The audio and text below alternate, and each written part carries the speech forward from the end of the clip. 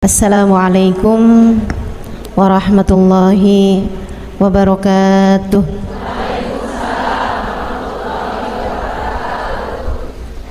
Alhamdulillah, wassalatu wassalamu ala rasulillah Muhammad ibn Abdillah wa ala alihi wa sahbihi wa man wala. Subhanaka la ilma lana illa ma 'allamtana innaka antal alimul hakim. Rabbi syrah li sadri wa yassir li amri wahlul 'uqdatan min lisani yafqahu qawli, amma ba'du. Baik, sebelum kita mulai, kita akan baca niat belajar bersama-sama. Mudah-mudahan ilmunya nanti sekali lagi jadi ilmu yang manfaat buat kita sekalian. Bismillahirrahmanirrahim. Nawaitu ta'allum wa ta'lim wan naf'a wal intifa' wal mudzakarah wat tadhkir wal ifadah wal istifadah wal hidza 'ala tamassuk bi kitabillah wa sunnati rasulillah sallallahu alaihi wa alihi wasallam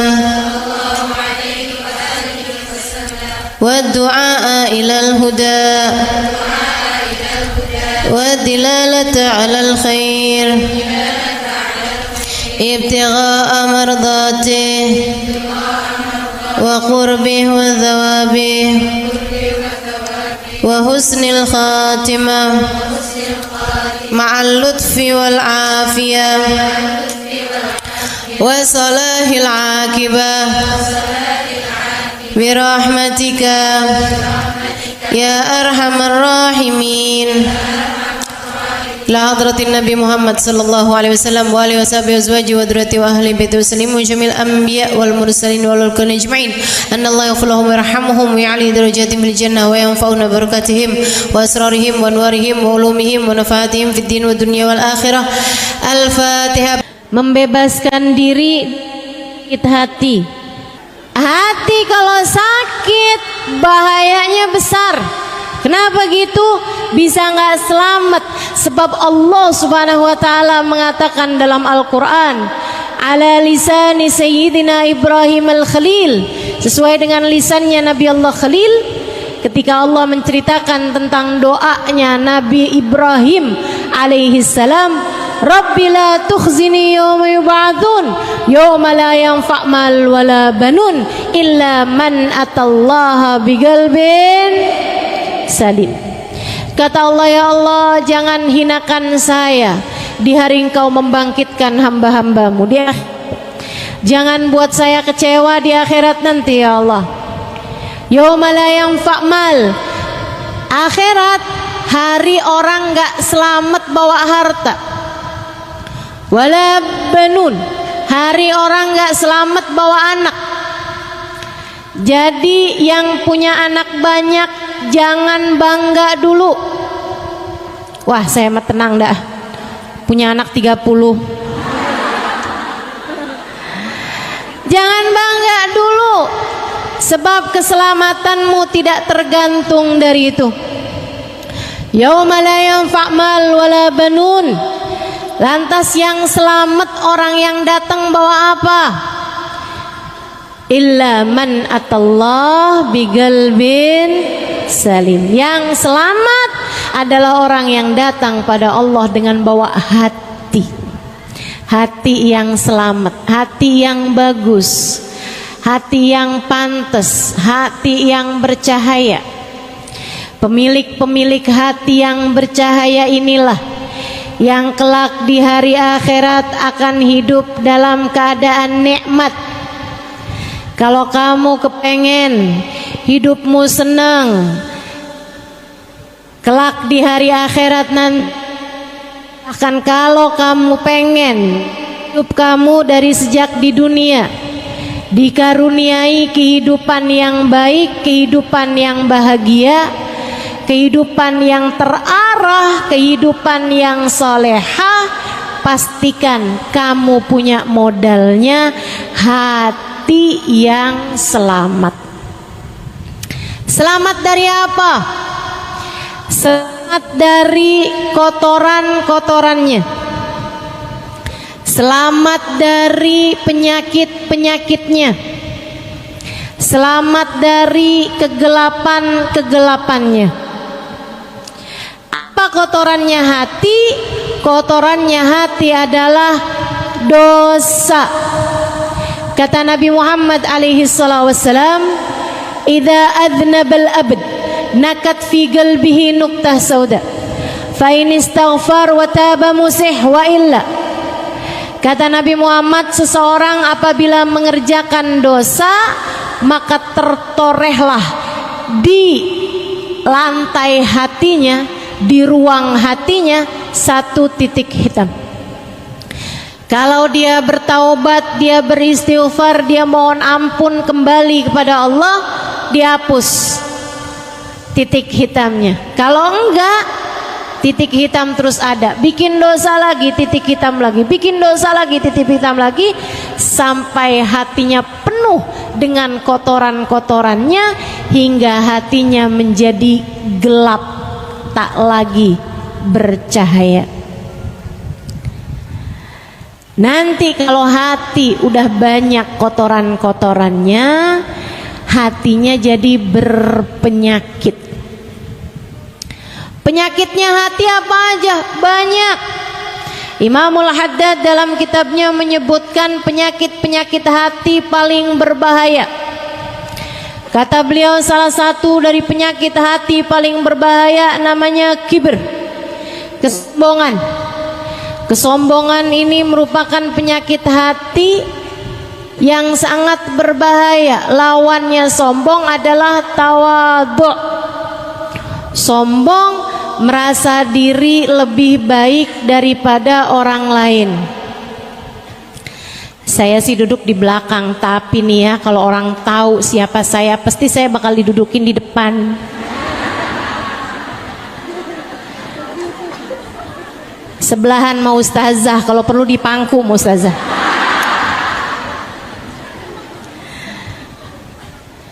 Nah ini nih, merasa diri lebih baik gitu.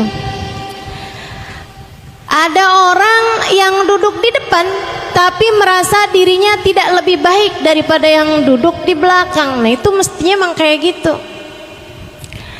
Yang berbahaya, udahlah dia duduknya di belakang, maju-maju,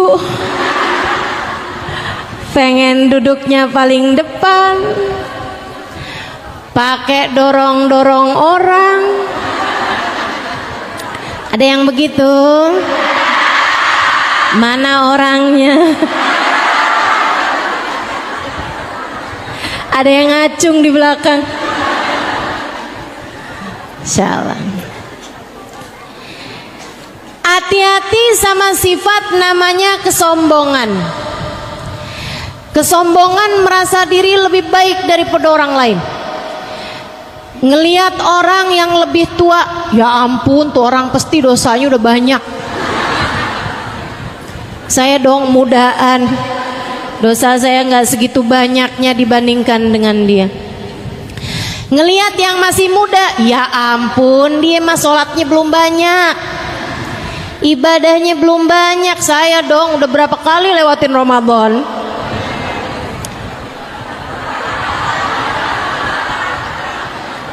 Ngerasa diri lebih baik daripada yang muda-muda. Apalagi kalau ditambah saya haji bukan cuman sekali, halo.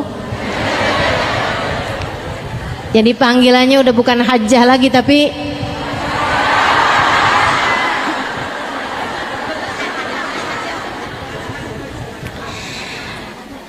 merasa diri lebih baik daripada orang lain, entah karena ibadah, entah karena ilmu, apalagi karena harta. Ini paling bahaya nih. Kenapa gitu? Karena sebenarnya kalau ibadah dan ilmu memang merupakan sarana Allah meninggikan derajat seseorang. Orang jadi mulia karena ibadahnya, orang jadi mulia karena hartanya. Segitunya aja, kita tidak boleh merasa berbangga, merasa lebih dari orang lain karena ibadah kita ataupun karena ilmu kita.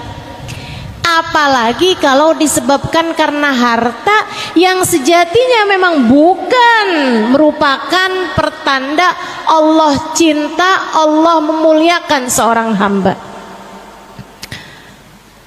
Ya ampun, tuh orang pada miskin-miskin banget ya, hidup di dunia aja terkutuk.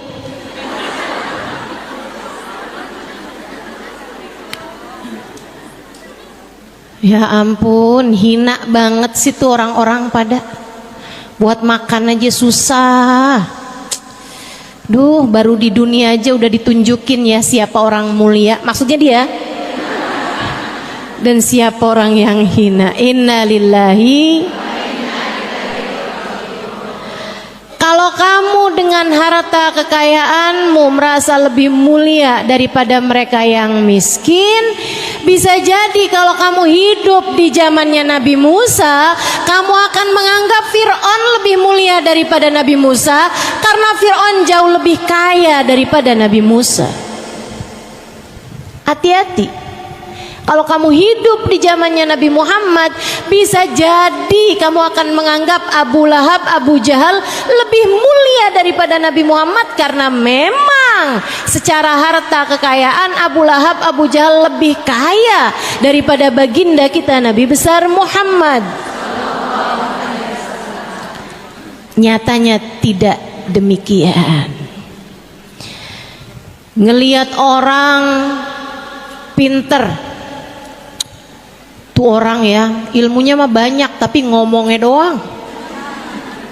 Ustazah tuh hafal hadis berapa banyak tapi bisa ngomongnya doang, prakteknya mah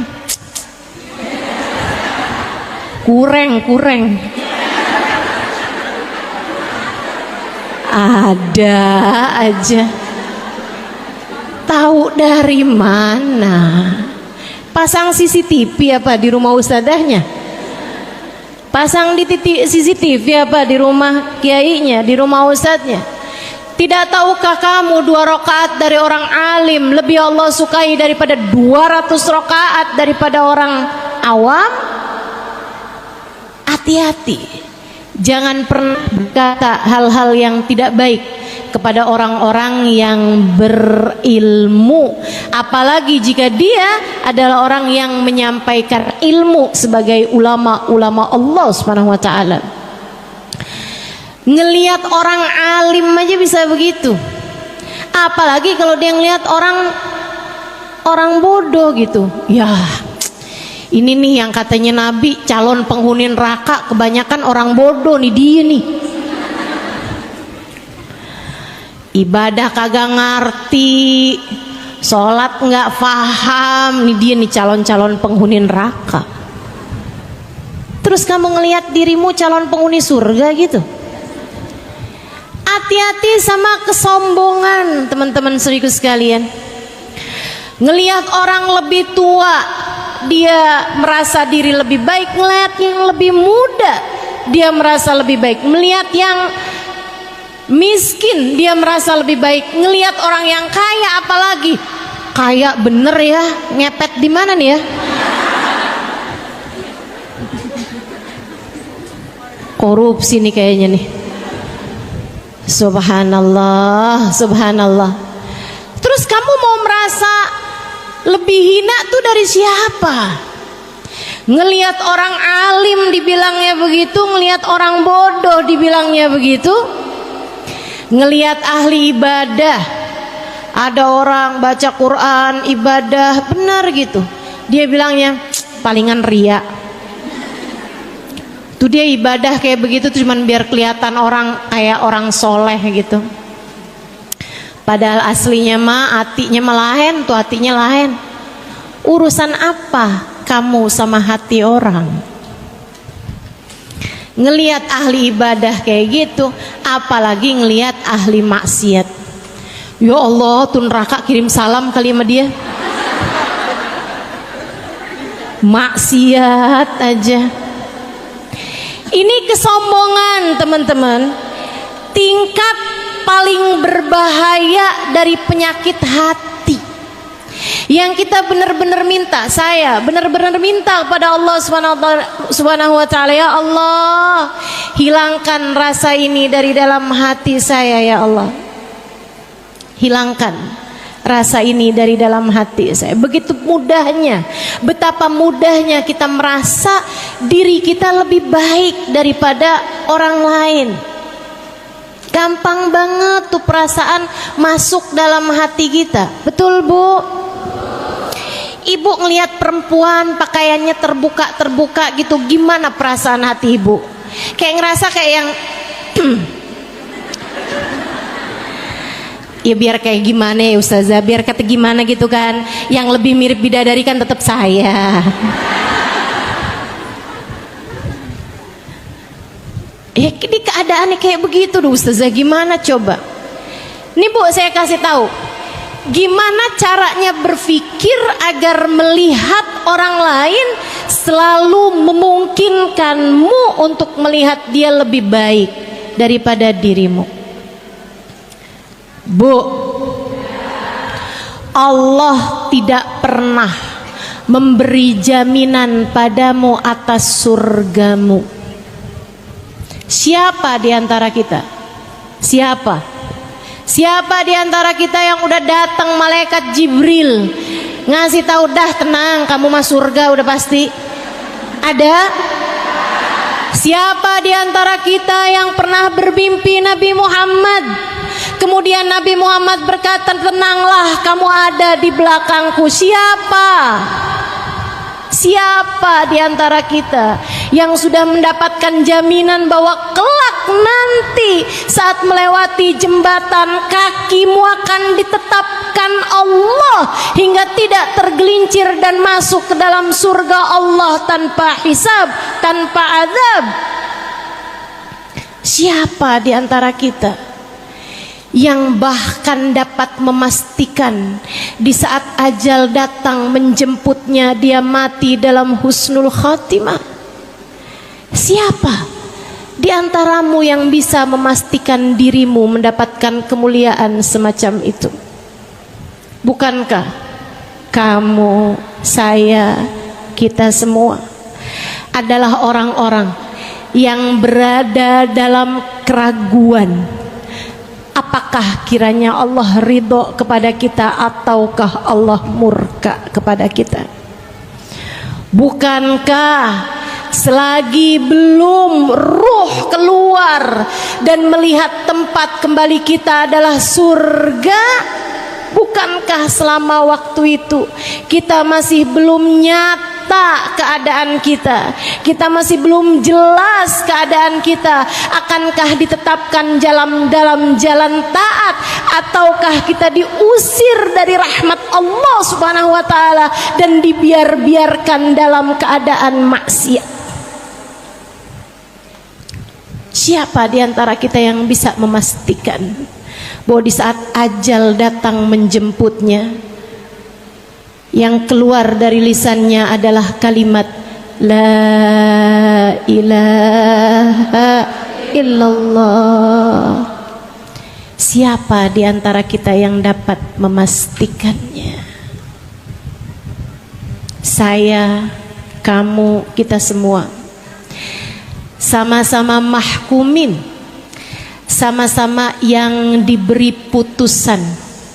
Hakim tertingginya hanya satu, namanya Allah, yang telah mengatakan tentang dirinya, alaihissallahu biahkamil.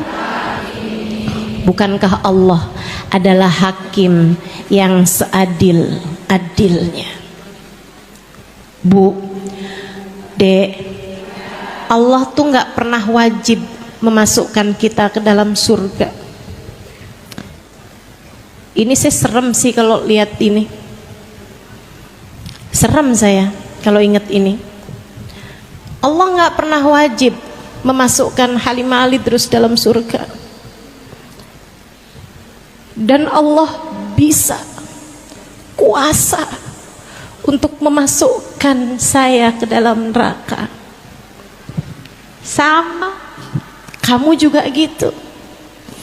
Allah tidak wajib memasukkanmu ke dalam surga. Allah bisa, kuasa memasukkanmu ke dalam neraka dan membuatmu menderita sehabis-habisnya atau bahkan selama-lamanya.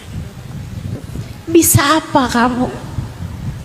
Bisa apa kita? Kalau Allah menetapkan kita sebagai orang-orang yang dihabis-habiskan oleh Allah Subhanahu wa taala dalam siksanya, bisa apa kita?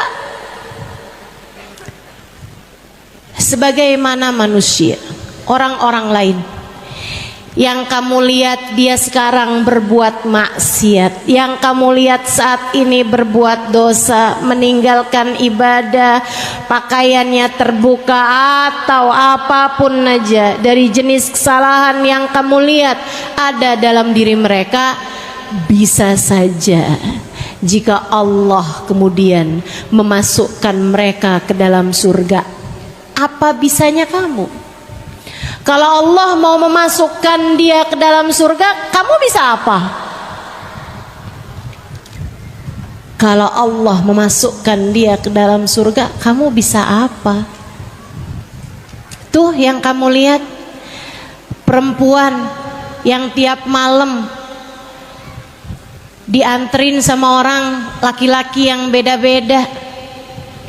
Kamu bilang, ih, murahan sekali. Bisa jadi kalau Allah ingin memasukkannya ke dalam surga, kamu bisa apa? Terus yang kamu lihat dirimu itu udah sholat, udah ibadah, kalau Allah gak mau memasukkanmu ke dalam surga, kamu bisa apa? Karena ya guru saya Sayyidil Habib Umar bin Hafid menyampaikan, innalillah sifah, Allah Subhanahu wa taala punya satu sifat namanya la yubali, Allah tidak peduli. Jika Allah hendak menyayangi seorang hamba, Allah akan memuliakan dia meskipun masa lalunya bergelimang dosa. Allah kalau ingin memuliakan seorang hamba, dinaikkannya derajat hamba tersebut meskipun sebelumnya maksiat demi maksiat dia lakukan di atas muka bumi ini. Jika Allah menghendaki untuk menyayanginya, Allah dengan mudah menaikkan derajat orang tersebut di sisi Allah. Allah tidak peduli. Pun demikian, kamu udah tahajud, kamu udah ibadah, kamu udah ngerjain taat, kalau Allah murka kepadamu, Allah gak peduli sama apa yang sudah kamu lakukan selama ini. Allah gak suka sama satu perbuatan kamu, kemudian seluruh amal perbuatan kamu, kebaikan-kebaikannya Allah gugurkan. Allah tidak peduli itu. Makanya hati-hati sama sifat sombong.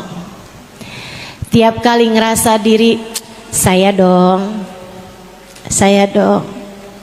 Tanyakan pada dirimu, memang siapa saya?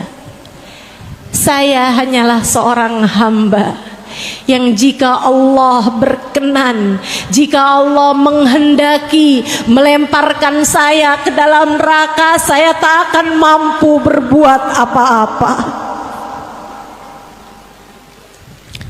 Jika Allah menghendaki untuk memurkai saya tidak dapat berbuat apa-apa. Allah tidak peduli kamu mau anak siapa kek. Allah nggak peduli kamu mau sekolahnya di mana kek. Allah nggak peduli mau kamu udah bolak-balik pergi haji umroh kek. Kalau Allah nggak suka, kamu bisa bilang apa? Allah murka, kita bisa bilang apa? Terus ingat-ingat itu dalam hatimu. Terus sampaikan itu dalam jiwamu. Mudah-mudahan dapat jadi obat dari kesombongan kita selama ini. Insya Allah.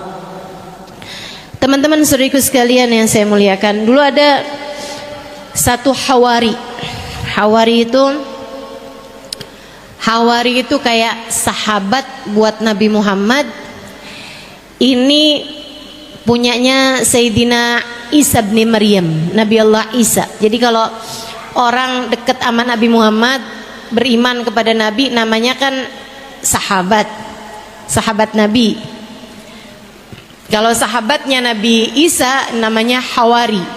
Yang Allah ceritakan dalam Al-Quran, qalal hawariyuna nahnu ansarullah, itu ya, Hawari. Ada Hawari. Jadi Hawari sahabatnya Nabi Isa, dekat sama Nabi Isa, sampai sama Allah karena dia dekat sama Nabi Isa, senang khidmat, senang taat sama Nabi Isa. Allah kasih kemuliaan. Kalau dia jalan, ada awan naungin dia.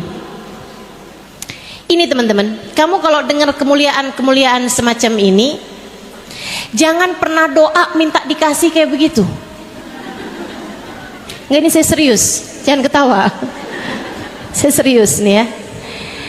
Kalau kamu dengar ada orang bisa tahu isi hati manusia, kamu jangan, ya Allah kasih dong saya kayak gitu ya Allah. Jangan. Kenapa gitu? Nah, kamu tuh nggak ada awan naungin di atas kamu aja, kamu bisa sombong. Gimana kalau jalan kemana-mana naungin awan? Kamu nggak tahu isi hati orang aja, kamu gampang mau suudzon sama orang lain. Gimana kalau kamu dikasih lihat isi hati orang? Makanya kalau saya sih, saya doa minta sama Allah, ya Allah, jangan sampaikan kepada saya selain kebaikan orang-orang ya Allah. Karena saya cukup sulit untuk menjaga hati agar tetap husnudzon, berbaik sangka. Jauh lebih mudah bagi saya agar tidak mendengar keburukan-keburukan tentang orang lain disampaikan kepada saya. Yang buruk-buruk dari orang jangan sampai dan nyampe ke telinga saya. Saudaraku sekalian yang saya muliakan, Hawari ini, sahabat Nabi Isa ini, kemana jalan awan naungin di atas dia. Satu hari dia lagi jalan di sebuah perkampungan, kemudian di ujung perkampungan tersebut ada gurun pasir. Saat melewati itu, dia sambil awan naungin di atasnya, dan dia jalan dalam keadaan terhormat, bajunya putih, pecinya putih, mukanya bercahaya, asar dari ibadah, asar dari zikir, bekas-bekas zikir kelihatan, bekas-bekas wudhu kelihatan dari wajahnya, dari tubuhnya, cahaya ibadah.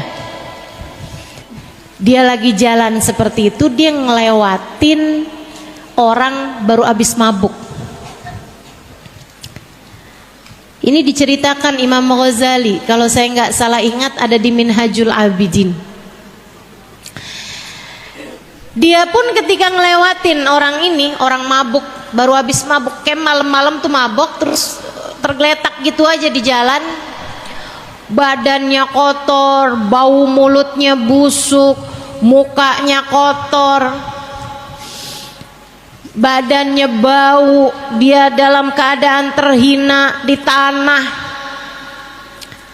Orang ini ketika lewat, dia menjauh, bukan karena takut dipukul. Orang mabok kan namanya mabok, ya enggak gitu, tapi dia ngelihatnya, ih ahli maksiat,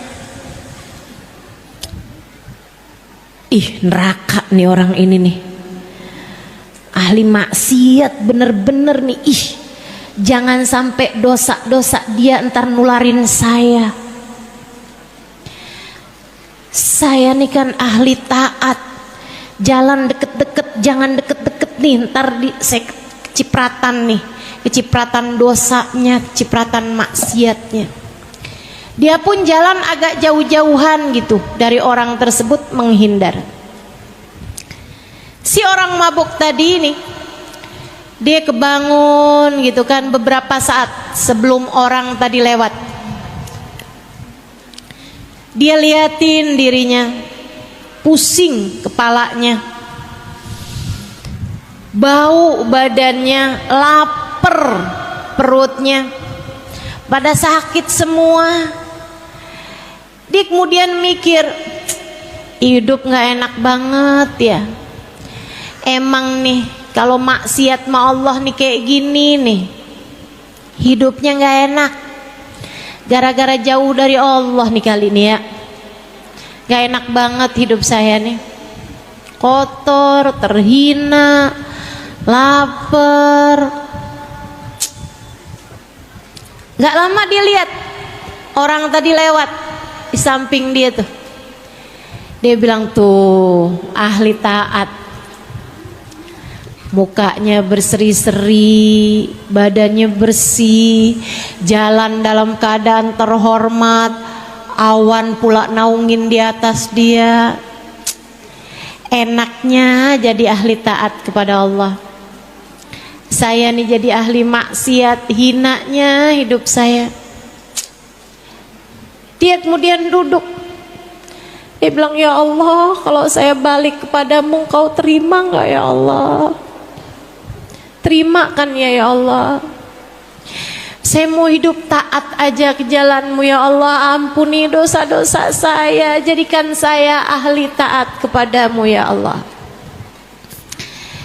Dia kemudian berdiri, saya pengen ibadah kepadamu ya Allah.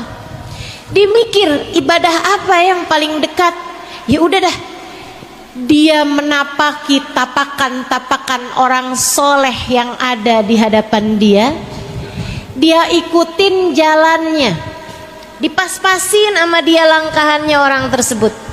Ya Allah, sebagaimana Engkau telah menjadikan orang itu soleh yang ada di hadapan saya juga minta dong ya Allah, dijadikan orang soleh seperti dia ya Allah. Sebagaimana Engkau memandangnya dengan pandangan penuh keridhaan-Mu ya Allah, pandang saya juga dengan pandangan keridhaan-Mu ya Allah. Muliain saya ya Allah, dunia akhirat, dosa-dosa saya ya Allah. Dia jalan ngikutin langkahannya orang soleh tadi, Hawari tadi itu.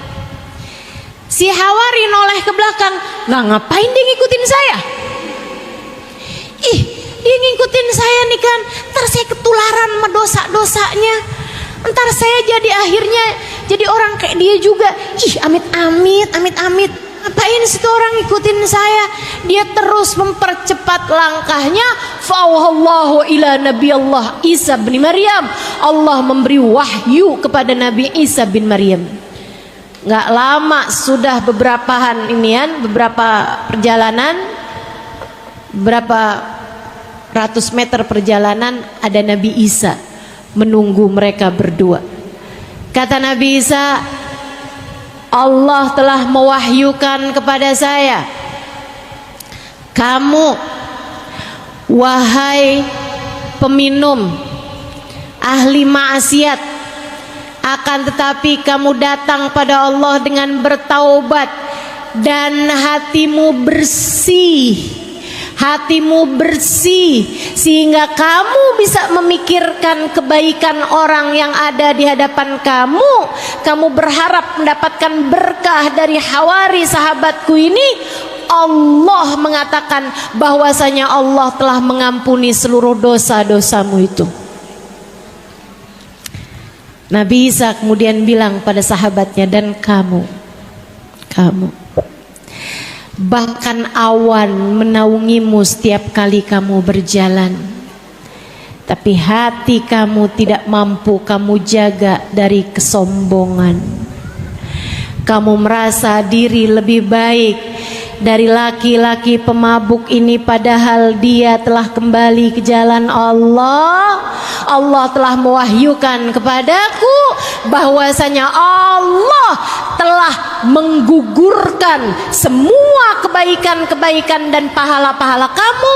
Sekarang kamu sama dia sama-sama berada di titik nol. Mulailah langkah perjalanan menuju Allah.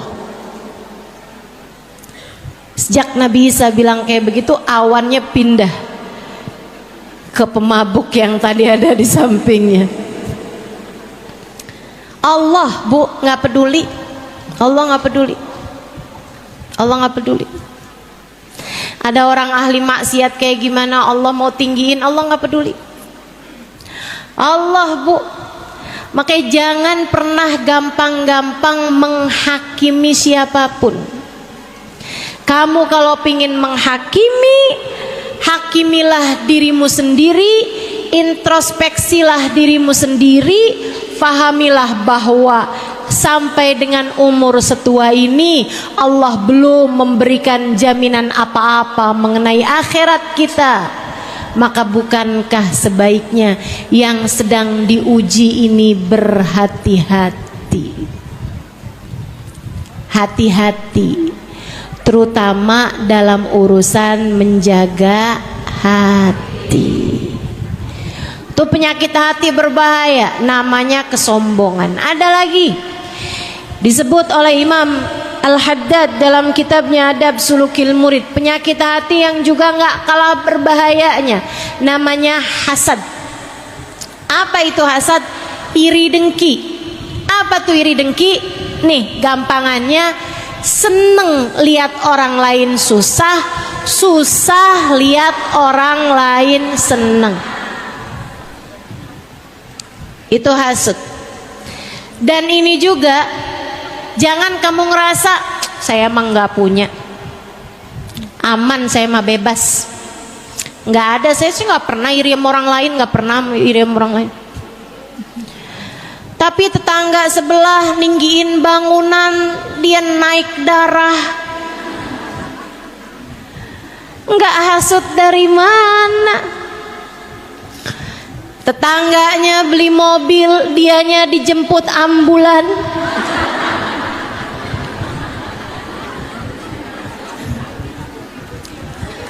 Ada anak tetangganya dilamar bolak-balik, sementara anaknya sendiri udah masuk umur tapi belum datang-datang juga jodohnya.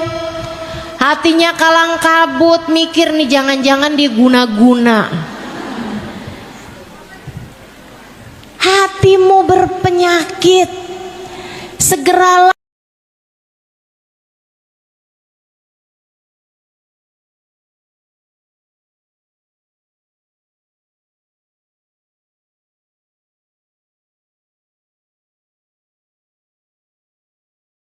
orang lain dapat,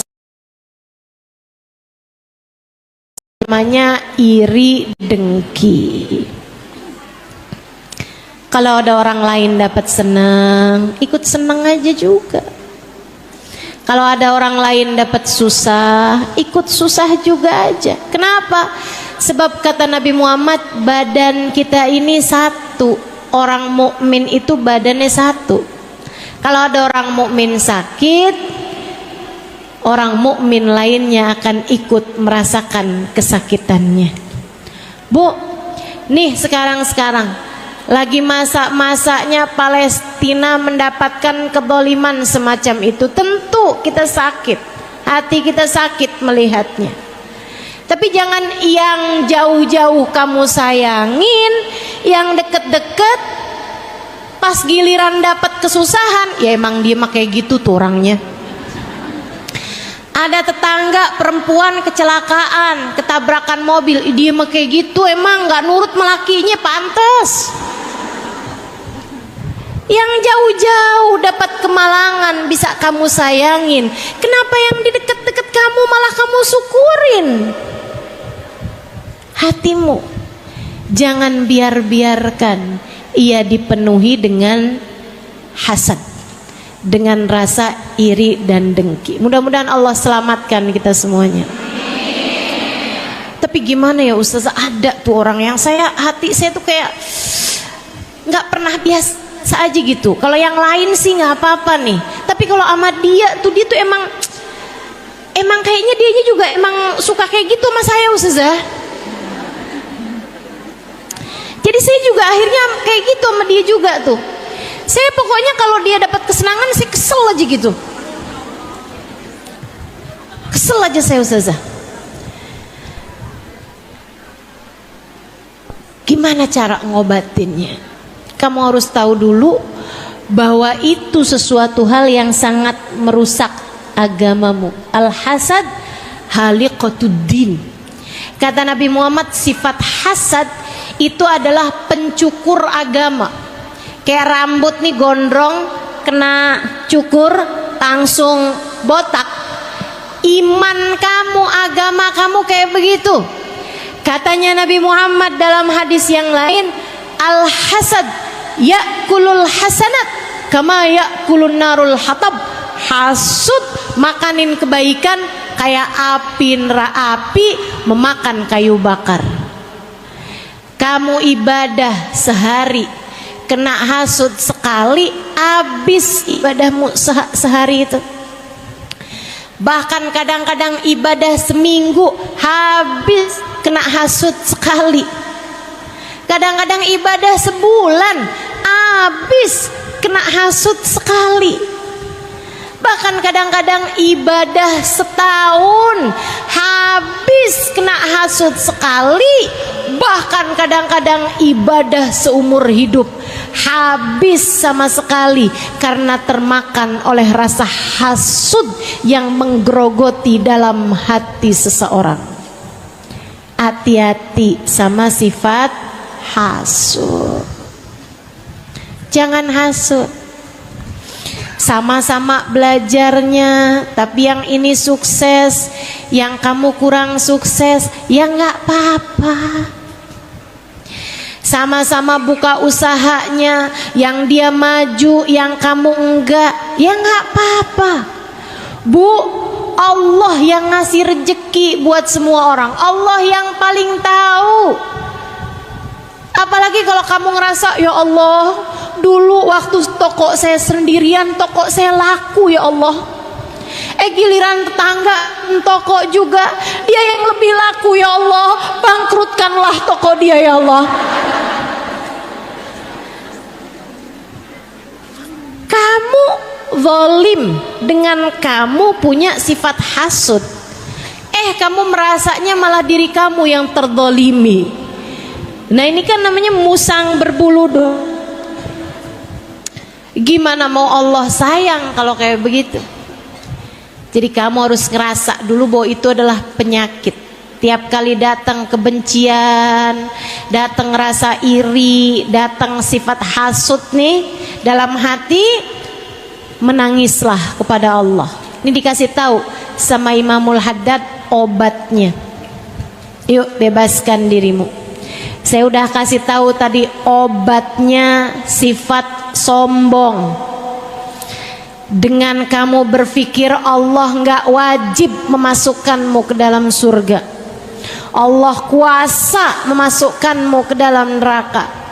Allah juga nggak wajib masukin orang ke dalam neraka. Allah bisa saja memasukkan dia yang paling pendosa sekalipun ke dalam surga. Tuh kalau kamu ingetin terus, agak berkurang kesombongan kamu. Tenang teman-teman, saya ngasih tahu kamu obatnya karena saya penyakitan sama kamu. Jadi saya ngerti gimana cara buat ngobatin penyakit-penyakit dalam diri saya ini. Saya sampaikan kepadamu. Saudaraku sekalian yang saya muliakan, Imam Al-Ghazali dalam kitabnya menceritakan, kalau nggak salah Bidayatul Hidayah, diceritakan tentang gimana caranya ngobatin sifat hasud.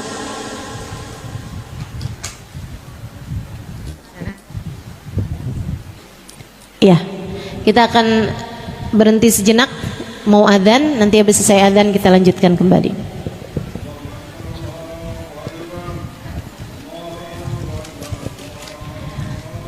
doa waktu adzan mustajab. Kita doa banyak-banyak agar Allah sembuhkan penyakit-penyakit hati kita.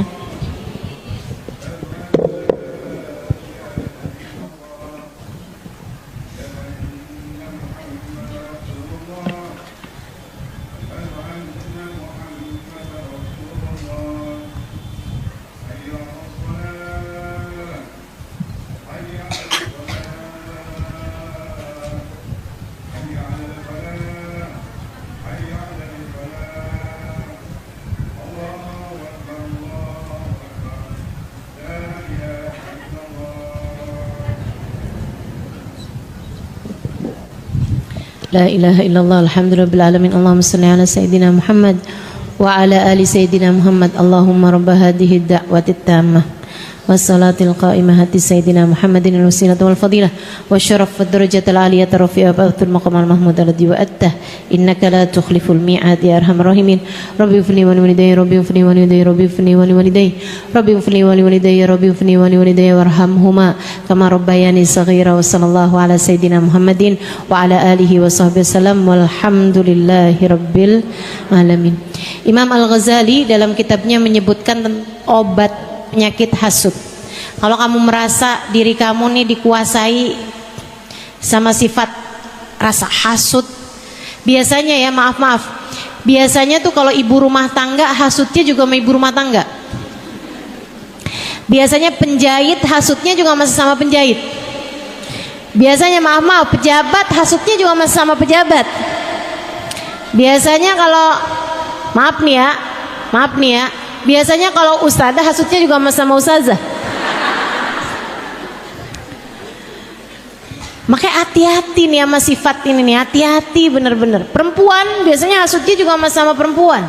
Istri biasanya juga hasudnya sama istri-istri yang lain gitu, kayak seneng gitu kan. Kenapa kok saya nih jadi istri kok kayak menderita gitu. Akhirnya hasud, ada istri yang lain dapat hadiah.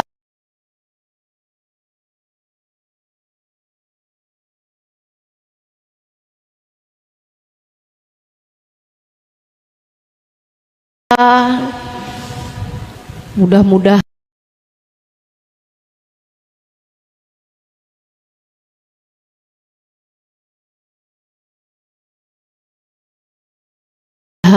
suaminya nggak lagi sayang sama dia.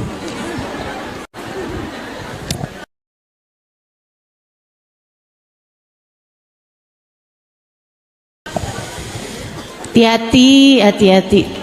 Ini juga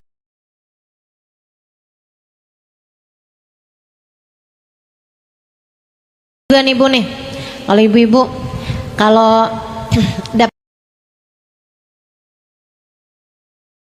dapat kenikmatan nggak selalu harus ibu taruh di media sosial.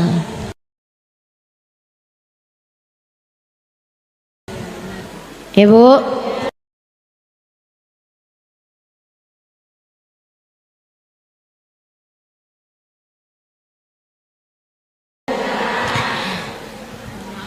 baru habis ditransfer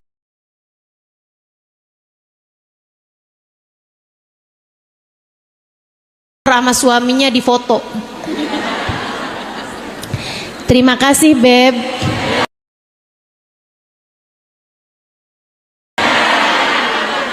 Semoga rezekinya melimpah ruah. Habis itu taruh di bawahnya rezeki istri solehah.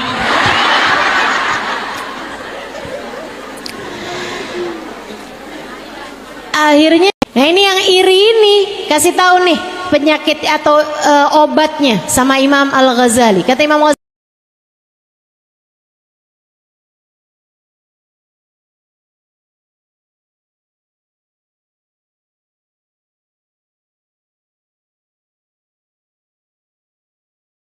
kamu dilanda dengan perasaan iri sama orang tersebut saat kamu sujud, terutamanya saat sholat malam, terutamanya kamu bilang, minta sama Allah dalam hatimu, ya Allah, tambahkan rezeki orang itu ya Allah, tambahkan kekayaannya ya Allah, tambahkan terus kekayaannya ya Allah. Tuh hati kayak nggak terima, dia dikasih segitu aja kita udah kesel, apalagi ditambahin. Tapi Bu, obat semakin pahit biasanya semakin mujarab. Tambahin, kamu punya teman, padahal kamu lebih cakep, kamu lebih pinter masak, kamu lebih pinter menservis suamimu misalnya. Kamu punya teman, dia nggak lebih cantik darimu, nggak lebih pinter masak darimu, tapi suaminya sayang banget sama dia. Kamu punya suami, udah segala macam hal kamu lakukan, suamimu marah aja terus, kayak lihat di dahi kamu tuh ada tulisan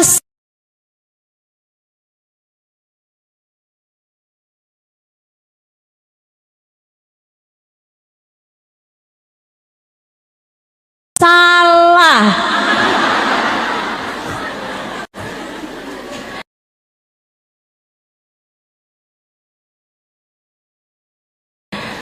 Kamu iri aja ngelihat dia tuh. Tuh orang cakep kagak, nyuguhin sama suaminya beli GoFood, tapi suaminya sayang banget sih sama dia. Kesel banget kamu. Rasanya kamu kayak kepengen gitu biar dia tuh nggak lagi disayangin sama suami dia gitu. Kalau kamu ngerasa kayak gitu saat kamu sujud, kamu doain, ya Allah, tambahkanlah rasa sayang suaminya kepada dia ya Allah. Tuh hati berat banget Bu, saya udah pernah nyoba.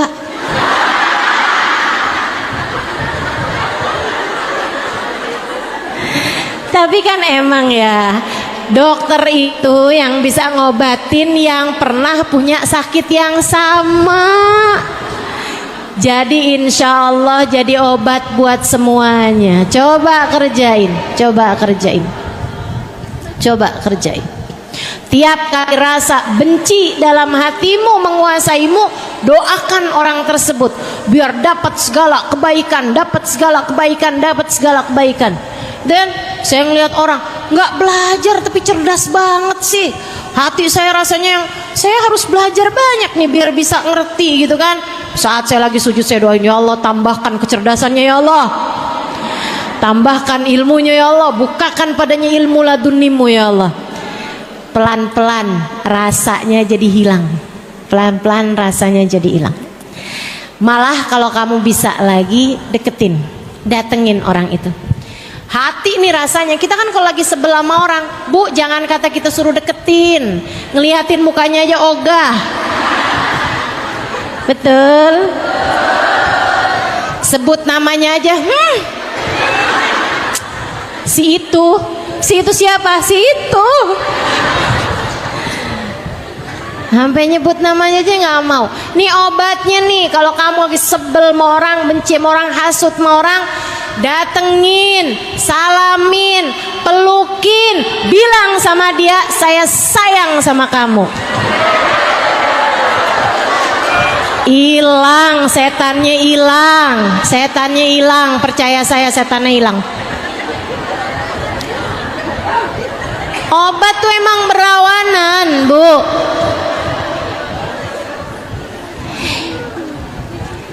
Ini saya lagi nggak bercanda loh ini. Serius, saya sangat serius. Masalah sama kita semuanya nih, penyakit-penyakit diri kita nih. Katanya membebaskan diri dari penyakit hati. Ini saya kasih tahu obat-obatnya ya, obat-obat buat hati kita ini. Ibu-ibu sekalian, jadi kalau lagi sebel sama suaminya,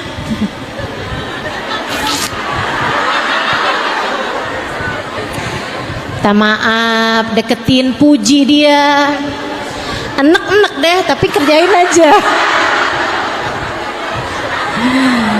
Iya, kerjain.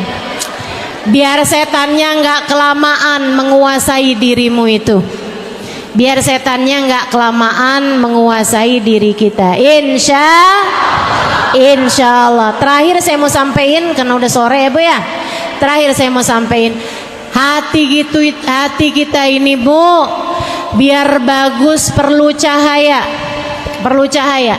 Ini ruangan nih kelihatan bagus, bahkan muka orang kelihatan bagus karena ada cahaya. Kalau gelap mah nggak kelihatan apa-apa. Betul gak?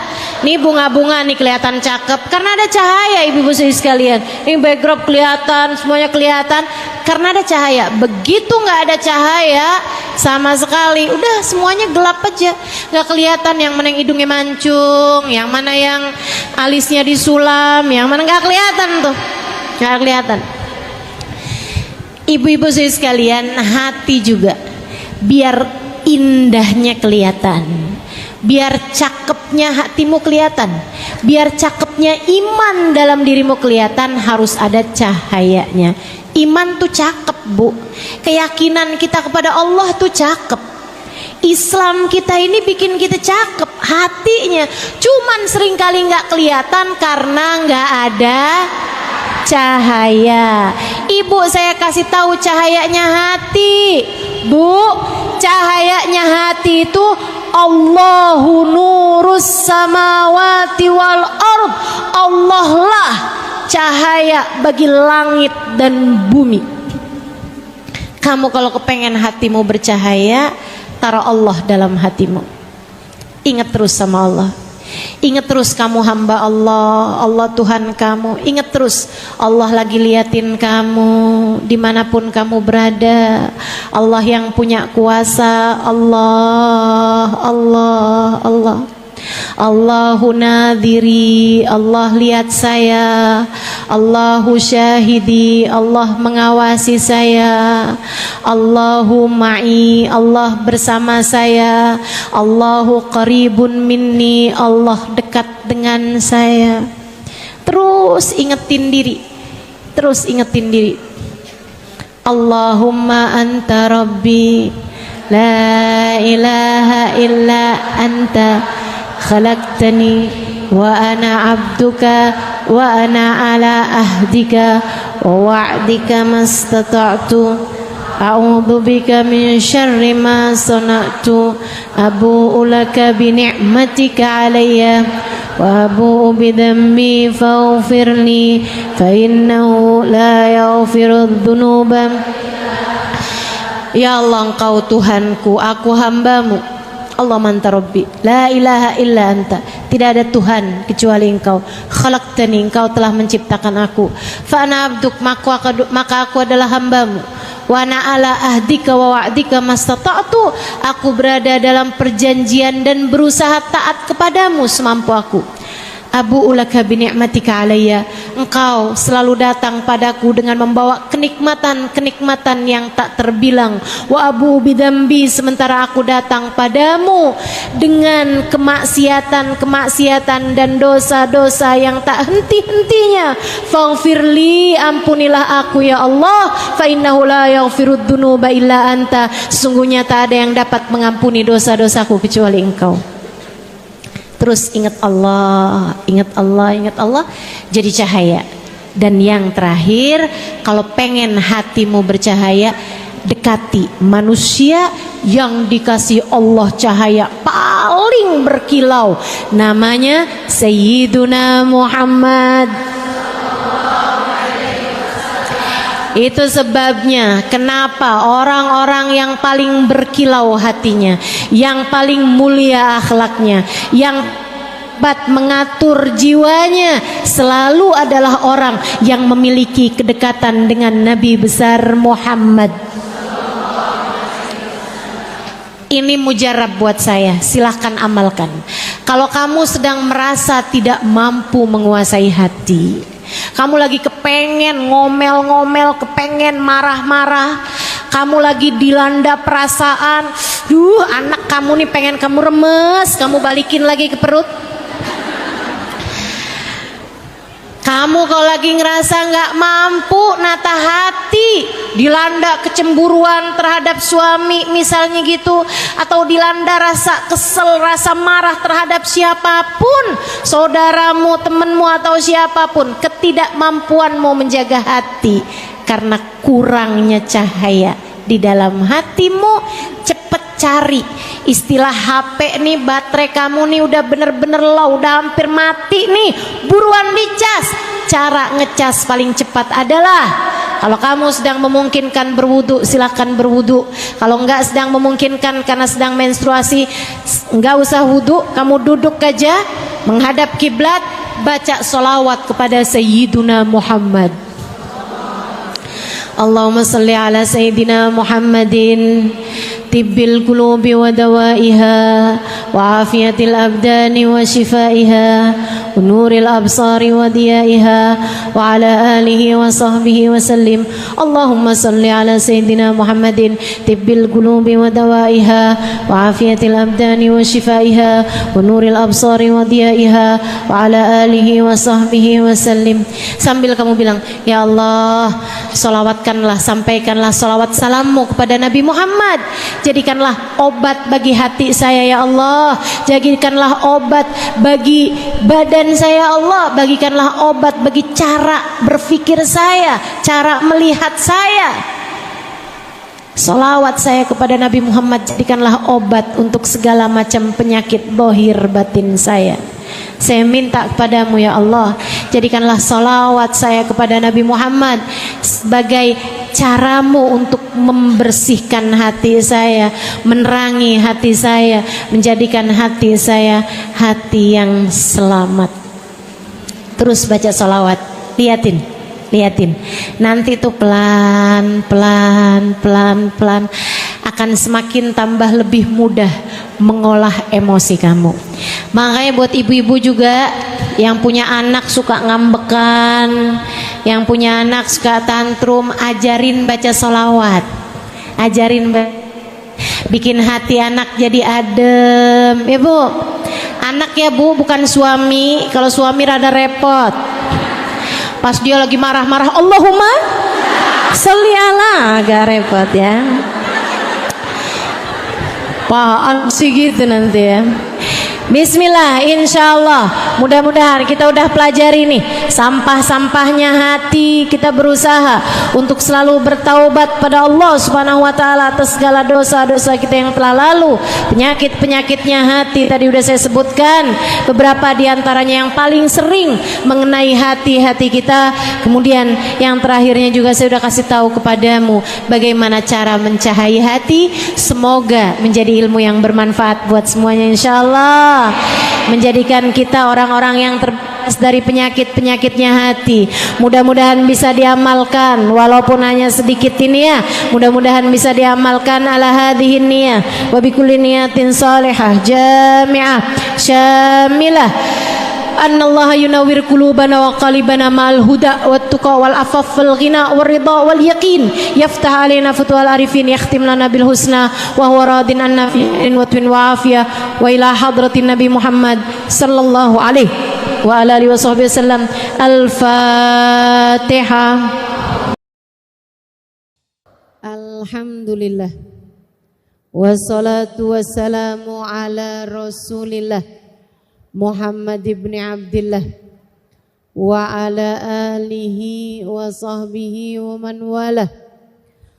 Subhanaka la ilma lana illa ma 'allamtana innaka antal alimul hakim. Rabbi shrah li sadri wa yassir li amri wahlul 'uqdatan min lisani yafqahu qawli. Amma ba'du.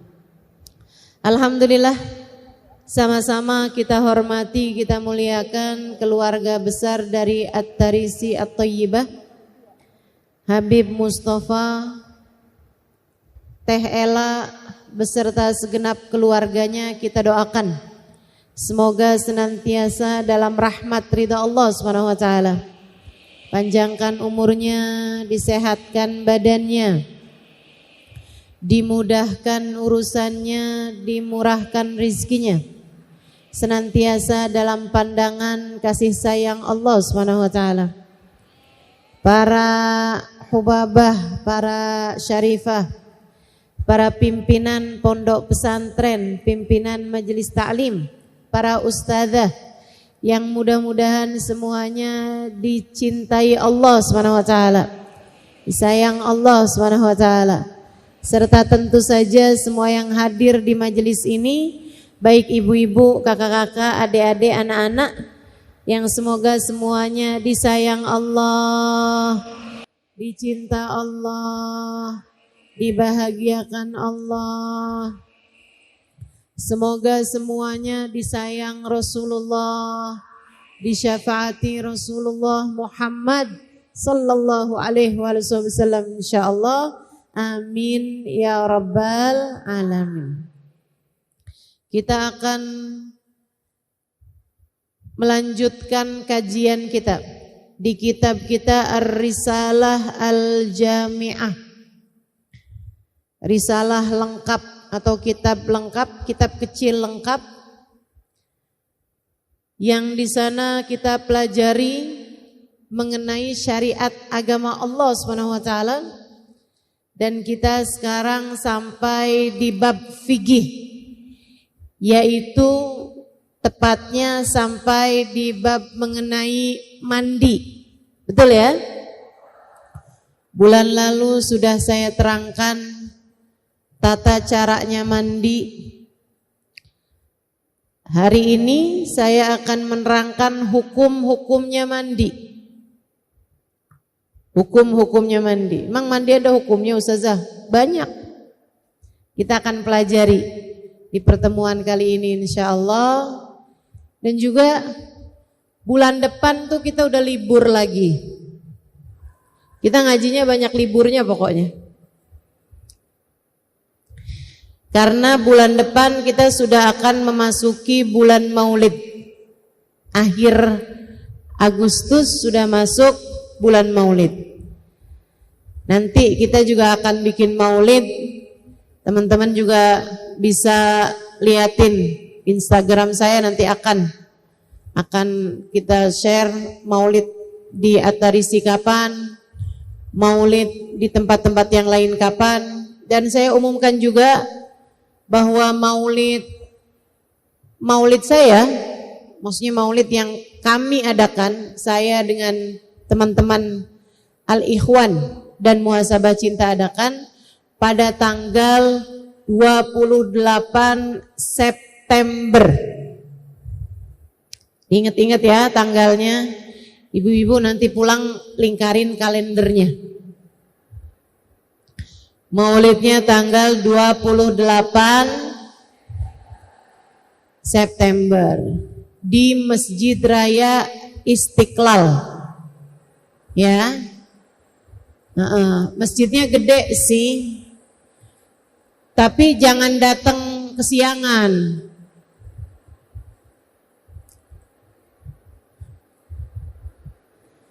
Datangnya jam berapa Ustazah? Sebelum bangun.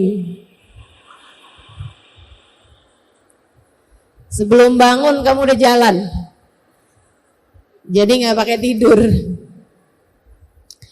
Iya. Mudah-mudahan Allah panjangkan umur kita, Allah sehatkan badan kita, Allah takdirkan diri kita untuk bisa menghadiri maulid Nabi kita Muhammad sallallahu alaihi wasallam insyaallah. Amin ya rabbal alamin. Sebelum kita akan bahas hukum-hukumnya mandi ini, kita akan awali dulu dengan membaca niat belajar bersama-sama. Ikuti sudah saya. Bismillahirrahmanirrahim. Nawaitu ta'allum wa ta'lim wan naf'a wal intifa' wal mudzakarah wat tadhkir wal ifadah wal istifadah wal hitha ala tamasuk bi kitabillah wa sunnati rasulillah sallallahu alaihi wa alihi wa sallam wa du'a ilal huda wa dilalata alal khair ibtigha'a mardatih وقربه وثوابه مع اللطف والعافية وصلاح العاقبة برحمتك يا أرحم الراحمين. إلى حضرة النبي محمد صلى الله عليه وسلم وعلى أصحابه وأزواجه وذريته وأهل بيته وسلم وجميع الأنبياء والمرسلين والقرن أجمعين ونصوصا سيدنا المهاجرين الله محمد بن عيسى Wakil Muqaddam Muhammad bin Ali Balawi Sayyidina Abdurrahman Asgaf Sayyidina Abdullah bin Abu Bakar Al-Aidarus Fakhrul Wujud Asy-Syaikh Abu Bakar bin Salim Musulim Mufurim Tumasai Berati bin Abdullah bin Al-Haddad Ahmad bin Zain Al-Habsyi Habib Ali bin Muhammad Al-Habsyi wa jami' sadatina ali Abi Alawi ajma'in thumma ila arwahi arbatil a'immatil mujtahidin wa mughalidin fiddin ulama amilin fuqaha wal muhaddisin wal qurra wal mufassirin wa sadati sufiyatil muhaqqiqin ajma'in anna Allah yaghfir lahum wa yarhamuhum wa ya'li darajatihim fil jannah wa yanfa'una barakatihim wa asrarihim wa anwarihim wa ulumihim wa nafahatihim fid din wad dunya wal akhirah. Al-Fatihah.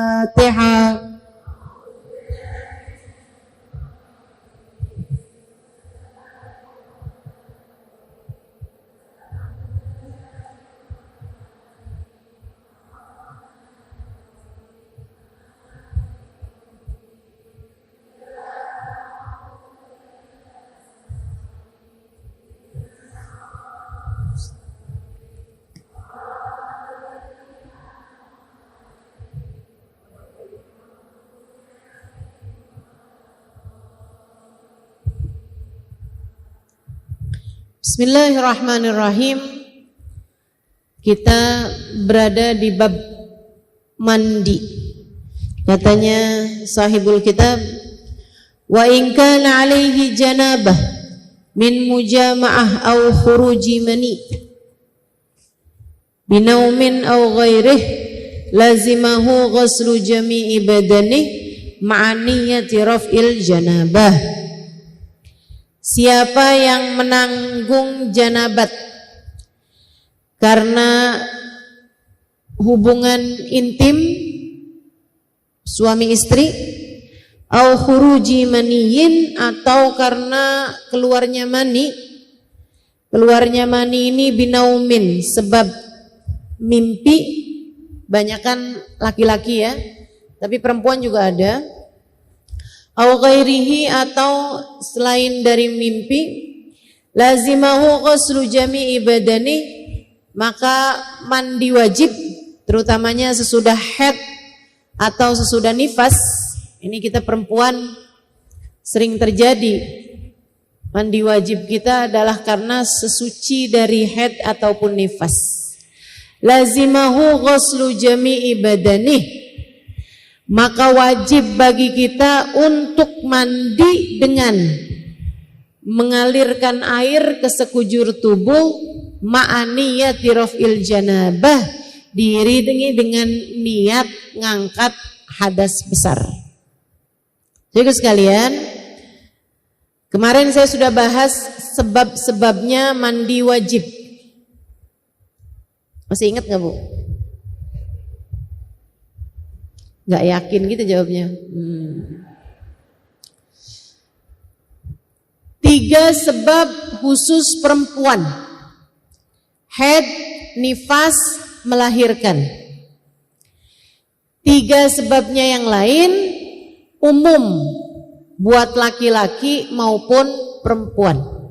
1, berhubungan intim, baik laki-laki maupun perempuan wajib mandi.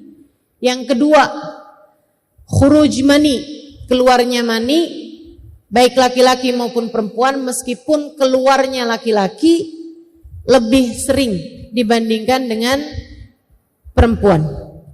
Dan yang terakhir, ada yang menyebutnya sebagai salah satu penyebab mandi wajib, ada yang tidak menyebutkannya. Ulama berbeda pendapat dalam apakah disebut sebagai penyebab mandi wajib apa tidak gitu. Yang terakhir ini yaitu al-maut, kematian. Orang kalau mati wajib mandi, masalahnya bukan dia yang mandi. Serem kalau dia yang mandi. Dia meninggal dunia, buruan mandi gih. Lah orang mati. Yang mandikan adalah orang-orang yang hidup. Gitu ya. Itu. Kalau kamu terkena salah satu dari 5 sebab yang tadi itu. Haid, nifas, melahirkan, dengan catatan melahirkan ini kalau tidak bersambung dengan nifas. Tapi kalau nyambung sama nifas, nggak wajib mandi juga. Nggak wajib mandi. Mandinya nanti aja. Kapan aja kamu mandi boleh. Jadi jangan menyiksa orang yang habis melahirkan. Sebab kebanyakan orang kalau habis melahirkan itu Bu, nyambung sama nifas. Langsung keluar darah, nyambung terus sampai maksudnya sampai nifas berhari-hari. Kamu nggak usah paksain, buruan mandi habis melahirkan, hukumnya wajib. Kalau dia nyambung sama nifas, hukumnya tidak diwajibkan untuk mandi. Mandi wiladahnya itu gugur kalau nyambung sama nifas. Nah, mandi wiladah di sini wajib kalau tidak bersambung dengan nifas. Ada Bu orang yang habis melahirkan nggak langsung keluar darah. Darah melahirkan iya, tapi habis itu nggak keluar darah kayak haid, nifas gitu nggak. Berhenti darahnya. 2 hari kemudian baru keluar nifas. Nah kalau kayak begitu, itu maka waktu habis melahirkan dia diwajibkan untuk mandi. Gitu ya. Bahkan seperti yang saya nggak ingat saya ceritakan apa enggak, Sayyidah Fatimahuz Zahra itu ibu-ibu sekalian, nifasnya hanya majjah. Hanya ketika melahirkan beliau keluar darah sekaligus nifas, habis itu berhenti. Tidak sampai menghalangi waktu sholat beliau. Sayyidah Fatimah keluar darah nifasnya sangat sebentar, hanya beberapa jam saja, bahkan tidak menghalangi sholat beliau. Pernah Sayyidah Fatimah melahirkan salah satu putranya sesudah adzan maghrib. Jadi maghrib datang waktu sholat maghrib, beliau sholat, habis itu sakit perut melahirkan. Habis melahirkan Bu, keluar darah. 1 jam kemudian berhenti darahnya, sudah tidak keluar lagi. Ketika datang adzan isya, beliau sudah selesai dari nifasnya, tinggal mandi. Beliau kemudian sesudah itu mengerjakan sholat isya pada waktunya. Itu sebabnya Sayyidah Fatimah mendapat julukan Al-Batul, perempuan ahli ibadah yang ibadahnya tidak pernah terputus dari haid maupun nifas. Ada yang bilang Sayyidah Fatimah tuh pernah haid sekali. Waktu awal balik haid sekali, hanya dalam beberapa hari, habis itu udah. Bulan berikutnya beliau tidak pernah lagi haid. Beliau melahirkan pun juga seperti itu. Karena Allah kepengen Sayyidah Fatimah ibadah terus-terusan. Enggak kayak adik-adik nih yang kalau datang haid girang bener. Alhamdulillah haid. Apalagi kalau bulan Ramadan. Besok belanja yuk ke Tanah Abang. Keliling-keliling kita ke pasar, nge-mall. Emang kamu nggak lemes besok? Saya haid. Ya, saya enggak. Gimana sih? Ya Allah. Sayyidah Fatimah tidak pernah terputus ibadahnya dengan haid ataupun nifas karena Allah Subhanahu wa taala menginginkan beliau senantiasa menghadapkan dirinya kepada Allah Subhanahu wa taala. Baik. Jadi hukumnya mandi ada 5 hukum semuanya, Bu. Mandi ini punya 5 hukum. Hukum yang pertama wajib, yaitu apabila datang salah satu sebab dari 5 sebab-sebabnya mandi yang telah tadi saya sebutkan, yaitu haid, nifas, melahirkan, keluar mani, sama keluar sperma ya, sama yang terakhirnya adalah berhubungan intim. 5 hal ini menyebabkan mandimu berhukum wajib. Tidak boleh menunda-nunda mandi kecuali, dengerin, kecuali buat orang yang berhenti dari haid atau nifas tapi belum di waktu yang biasanya. Misalnya, Ustadzah saya itu biasa mens 8 hari atau setidaknya 7 hari. Ini kok tiba-tiba aja saya mens 4 hari Ustadzah berhenti. Gimana nih? Saya harus langsung mandi atau boleh saya tunggu? Boleh tunggu. Berapa lama nunggunya? 1 kali 24 jam. Sehari semalam. Boleh tunggu. Kenapa gitu? Karena biasanya siklus haid itu secara normalnya tidak berubah. Atau paling tidak kalau dalam sedang sehat siklus men itu tidak berubah banyak. Kalau biasanya 8 hari ya jadi 7 hari, jadi 9 hari gitu. Gitu ya.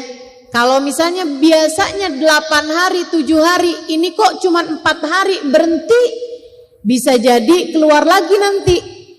Jadi kamu boleh tunggu sampai besoknya. Kalau ternyata besoknya juga enggak keluar sama sekali, bahkan ketika kamu colek juga, kamu ambil enggak ada apa-apa, tidak ada apa-apa yang berwarna selain putih, adanya cuman yang warnanya putih, maka kamu harus segera mandi. Ternyata emang beneran udah enggak keluar sama sekali. Saat-saat yang kamu menunggu tadi 24 jam, sholatmu wajib diqodho. Jelas?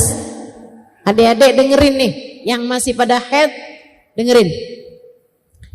Ustazah kok saya nggak ngerti ya, saya harus dengerin apa enggak? Umurmu berapa Bu? 70 tahun, nggak apa-apa, nggak usah. Apa? Ibu udah nggak mens kan, nggak apa-apa.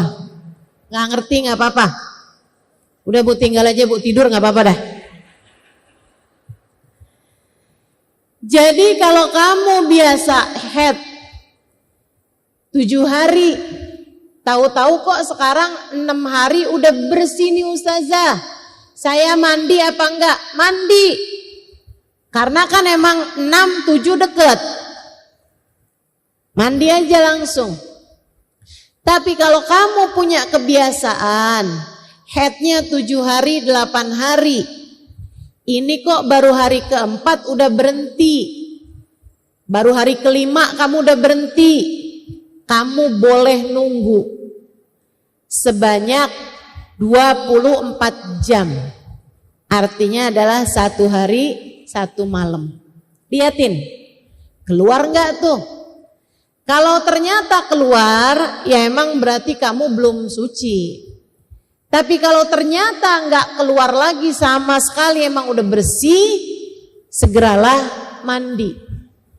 Nah, kalau ternyata kamu memang enggak keluar sama sekali lagi sesudah itu, artinya memang mensmu ternyata cuma 5 hari, Berarti hari yang kamu menunggu 24 jam itu wajib kamu qadha, karena sebenarnya kamu sudah wajib sholat. Tapi karena kamu masih nungguin suci tadi itu, kamu kan gak sholat tuh. Nah nanti begitu habis selesai kamu mandi suci, baru kamu qadha kembali sholat tersebut. Ustazah gimana caranya ngodoin sholat? Ya kayak sholat biasa aja, cuman niatnya gantinya adaan menjadi qadhaan. Dari kemarin sebenarnya udah suci, tapi karena nggak biasa head sebentar, jadi kamu nungguin nih sampai duhur hari ini. Begitu habis selesai mandi, kamu sholatin duhur, kamu sholatin duhur yang kemarin. Kamu sholatin asar, sebelum kamu sholat asar, kamu sholatin asar yang kemarin. Kamu sholatin maghrib, kamu sholatin maghrib yang kemarin. Kamu sholatin isya, kamu sholatin isya yang kemarin. Kamu sholat subuh, sebelum itu kamu sholat subuh yang kemarin. Ustazah ada yang sesudah, ada yang sebelum. Iya, yang asar sama yang subuh, kalau kamu mau qadha, qadhainlah sebelum sholat fardu yang jam itu, yang hari itu. Tapi kalau duhur, maghrib, isya, nah itu kerjakan sesudah sholat fardu. Kenapa gitu? Sebab ada hadisnya Nabi Muhammad, la sholata ba'dal fajr, sholat fardunya. Jelas? Jelas? Kalau kamu biasa, saya head biasanya 8 hari. Ini udah 7 hari setengah. Udah gak keluar, saya mandi apa enggak? Ya mandi. Tapi kan bisa aja nanti keluar lagi Ustazah. Ya kalau keluar lagi ya mandi lagi. Kamu harus mandi, gak boleh nunggu. Boleh kata Ustazah 24 jam. Itu buat yang keluar darahnya lebih sedikit daripada biasanya. Jelas ya? Kalau memang udah seperti biasanya ya langsung mandi. Tidak boleh menunda-nunda. Hati-hati sama menunda-nunda sholat. Kenapa begitu? Khawatir masuk dalam firman Allah Subhanahu wa taala, A'udzu billahi minasyaitonir rajim. Fawailul lil musallin alladzina hum an salatihim sahun. Celakalah orang-orang yang sholat. Wah, sholat kok celaka? Alladzina hum an salatihim sahun, yaitu mereka yang suka melalaikan, menunda-nunda, entar-entaran, kali-kali keluar lagi mensnya. Tuh termasuk diantaranya.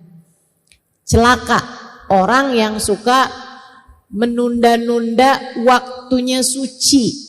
Kalau memang sudah suci haidmu, kalau memang sudah suci nifasmu, segeralah mandi dan segeralah sholat. Teman-teman saya sekalian, penyebab-penyebab mandi, haid, nifas, wiladah, kemudian kumpul hubungan intim suami istri sama keluarnya mani. Wajib bagimu untuk mengerjakan mandi. Kemudian ada hukum mandi yang lain. Hukum mandi yang lain namanya hukumnya mubah. Apa itu mubah? Mubah adalah sesuatu hal yang dikerjain boleh, tinggalin juga boleh. Kapan mandi hukumnya mubah? Kamu mandi memang hukumnya mubah. Jadi hukum aslinya mandi adalah mubah. Bu, kamu mau mandi, pulang dari sini saya mau mandi boleh, asal jangan di rumah tetangga. Bingung tetangganya ditumpangin mandi. Boleh. Tadi pagi mandi hukumnya apa? Boleh. Nggak mandi hukumnya apa? Boleh. Tapi kalau aromanya mengganggu orang lain, maka kamu bisa terkena dosanya. Bukan dosanya nggak mandi, akan tetapi dosanya memberi aroma yang tidak enak kepada orang lain. Bu, saya pernah tinggal di negeri Arab hampir 5 tahun. Ya Bu ya, jauh lebih panas daripada Indonesia. Jauh. Kalau lagi musim panasnya itu bisa sampai 50 derajat Celcius. Udah biasa saya 5 tahun. Tapi Bu, panasnya negeri Arab itu enggak keringetan kayak kita.